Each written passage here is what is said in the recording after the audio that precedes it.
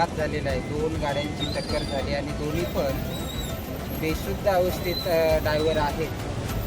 तात्काळ पेठ रुग्णालयात दाखल केलेले आहे ॲम्ब्युलन्समधून आणि त्यांना पुढील उपचारासाठी नाशिक रवाना करण्यात येईल। आणि आपण बघतो ही दुर्घटना जी घडून आली ती खूप गंभीर आहे। दोन्ही ड्रायव्हर खूप लागलेला आहे, तर पुढील उपचारासाठी त्यांना नाशिक रवाना करतील असं वाटतं। धन्यवाद। सोपान पवार पेठ।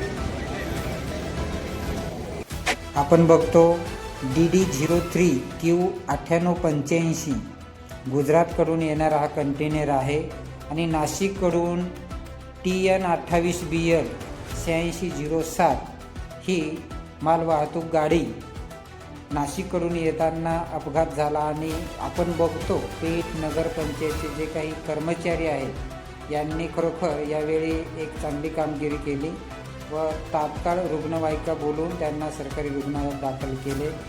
पेठ पोलीस स्टेशनने समोर ही घटना घडल्यामुळे तात्काळ उपस्थिती लावून आणि रुग्णांची चौकशी केली आणि त्यांना लवकरात लवकर उपचार मिळावा हे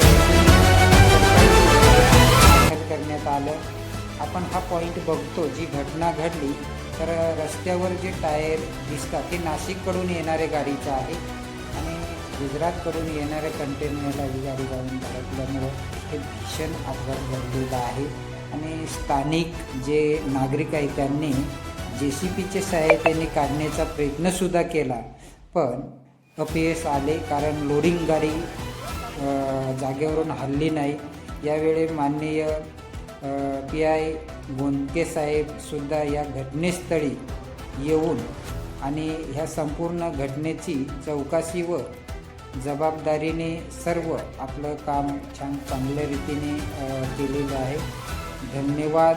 सोपान पवार पेठ।